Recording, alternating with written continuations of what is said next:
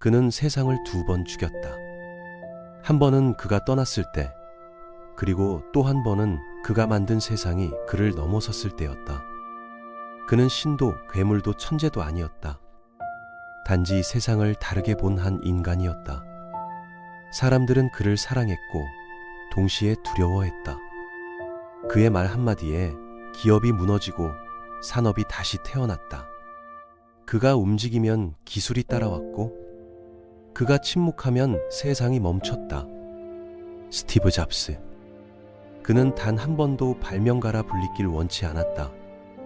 그가 만든 것은 기술이 아니라 인간의 욕망이었다. 그는 단지 아이폰을 만든 게 아니라 사람들이 손끝으로 세상을 소유하는 법을 알려줬다. 수백억 달러의 제국을 세우고 동시에 수많은 사람들을 광기로 몰아넣은 남자. 그는 세상을 바꿨지만 끝내 세상에 적응하지 못했다. 그리고 그가 남긴 마지막 문장은 지금도 전 세계 수억 명의 머릿속에 남아있다. 우리는 우주에 흔적을 남기기 위해 태어났다. 그는 세상을 떠났지만 여전히 수많은 사람들이 그를 이야기한다. 그가 남긴 것은 단순한 회사가 아니라 인류의 사고방식 그 자체였다. 스티브 잡스. 그 이름은 혁신과 광기, 그리고 불가능을 믿은 인간의 또 다른 이름이었다. 1955년 2월 미국 캘리포니아. 결혼하지 않은 젊은 대학생 커플이 아이를 낳았고 그들은 그 아이를 키울 수 없었다. 그렇게 한 아이가 입양되었다. 그 아이는 훗날 세상의 모든 화면에 불을 밝힐 남자였다. 그의 양부모는 부자가 아니었고 세련되지도 않았다. 하지만 그들은 그에게 한 가지를 가르쳤다. 세상을 다르게 보라는 것. 어린 잡스는 평범한 장난감보다 전자회로를 더 사랑했다. 그에게 세상은 항상 왜라는 질문으로 가득했다. 그의 호기심은 단순한 지식이 아니라 세상을 재조립하려는 충동이었다. 그는 늘 말했다. 나는 세상을 흔들고 싶다. 고등학생 시절 그는 이미 라디오를 분해했고 전자제품을 조립했다. 기계 속의 숨은 논리를 읽을 줄 아는 아이. 그것이 스티브였다. 그는 대학에 갔지만 오래 머물지 않았다. 강의실보다 세상 밖이 더 흥미로웠기 때문이다. 그는 돈이 없어 바닥에서 자고 코카콜라 병을 팔아 끼니를 해결했다. 그러나 그는 그때조차 불평하지 않았다. 세상은 그에게 배움의 교실이었다. 1970년대 중반 그는 인생을 바꿀 친구를 만난다. 그의 이름은 스티브 워즈니악, 천재적인 공학자였다. 잡스는 아이디어를, 워즈니악은 기술을 가졌다. 두 사람은 서로의 부족함을 채우며 완벽한 균형을 이뤘다. 그들은 부모의 착오를 작업실로 바꾸었다. 단 2명의 청년이 만든 첫 제품이 곧 세상을 바꿀 씨앗이 된다. 그것이 바로 애플 컴퓨터 1호기였다. 당시 누구도 이 작은 기계가 인류의 삶을 바꿀 거라 믿지 않았다. 하지만 잡스는 확신했다. 이건 단순한 컴퓨터가 아니야. 인간의 손끝을 자유롭게 하는 도구야. 그의 비전은 기술보다 예술에 가까웠다. 그는 회로보다 감정을, 숫자보다 감각을 중시했다. 애플은 폭발적인 성공을 거두었다. 잡스는 20대의 억만장자가 되었고 세상은 그를 천재라 불렀다. 그러나 천재의 그림자엔 언제나 광기가 있었다. 그는 완벽을 원했고 그 완벽이 사람들을 지치게 했다. 그의 회의실은 전쟁터였고 그의 눈빛은 검이었다. 누구도 그를 설득할 수 없었다. 그는 말했다. 타협은 혁신의 무덤이다.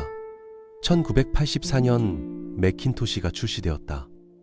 그래픽 인터페이스, 마우스, 그리고 미적 디자인 모든 것이 새로운 시대를 열었다. 그러나 내부의 불만도 폭발했다. 그의 완벽주의는 천재를 넘어 독재로 불렸다. 결국 이사회는 결단을 내렸다. 그는 자신이 세운 회사에서 쫓겨났다. 그날 그는 모든 걸 잃었다. 명예, 권력, 그리고 세상에 대한 자신감마저도. 하지만 그는 말했다. 가장 소중한 건 다시 시작할 수 있다는 거야. 그는 다시 착오로 돌아갔다. 그리고 새로운 회사를 세웠다. 이름은 넥스트였다. 모두가 그의 몰락을 비웃었다. 그러나 그는 세상을 향해 또 한 번 칼을 갈았다. 동시에 그는 픽사라는 작은 애니메이션 회사를 인수했다. 아무도 그 회사를 신경 쓰지 않았지만 그는 그 안에서 미래를 보았다. 그는 기술로 감정을 표현하려 했다. 기술이 사람을 울릴 수 있다면 그건 예술이다. 몇 년 후 픽사는 토이스토리를 세상에 내놓았다. 세계 최초의 3D 애니메이션, 그리고 영화사의 패러다임이 바뀌었다. 그는 실패 속에서 다시 혁신을 만들었다. 그의 눈빛은 예전보다 더 차분했고 더 단단해졌다. 그 사이 애플은 흔들리고 있었다. 그가 떠난 애플은 방향을 잃고 침몰 직전이었다. 1997년 애플은 그에게 도움을 청했다. 그가 돌아오자 회사의 공기는 완전히 달라졌다. 잡스는 애플의 모든 제품 라인을 없앴다. 그는 불필요한 것들을 전부 지워버리고 단 하나의 목표만 남겼다.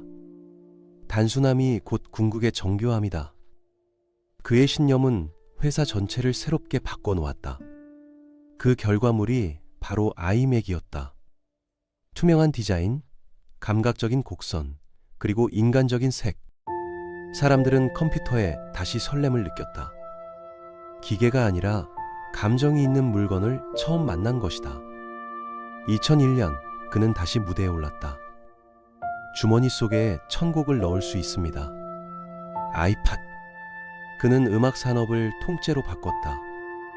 그의 시선은 늘 다음을 향했다. 다음은 무엇일까? 2007년 샌프란시스코의 한 무대. 그는 검은 터틀넥과 청바지 차림으로 무대에 올랐다. 오늘 우리는 3가지 제품을 발표합니다. 전화기, 음악기기, 인터넷 디바이스. 그런데 이건 모두 하나입니다. 아이폰. 그는 3번째로 세상을 바꿨다. 사람들은 그날 이후 손안의 세상에서 살기 시작했다. 그는 단 한 번의 발표로 인류의 문화를 재편했다. 하지만 그 무렵 그의 몸속에서는 병이 자라고 있었다. 2003년 췌장암 진단. 그는 병원 대신 채식과 명상으로 버텼다. 자신의 철학으로 병마를 이기려 했지만 세상은 이성의 논리를 넘어섰다. 그는 여전히 이랬다. 아이폰, 아이패드, 애플 스토어. 그의 손은 멈추지 않았다. 죽음은 아마 인생이 만든 최고의 발명품일 거야. 그건 변화를 만들어내는 존재야. 그는 마지막까지 제품의 곡선, 색감, 버튼 위치를 확인했다. 그의 눈은 여전히 불타고 있었다. 2011년 그는 마지막 무대에 섰다. 목소리는 약했지만 말의 힘은 여전히 강했다.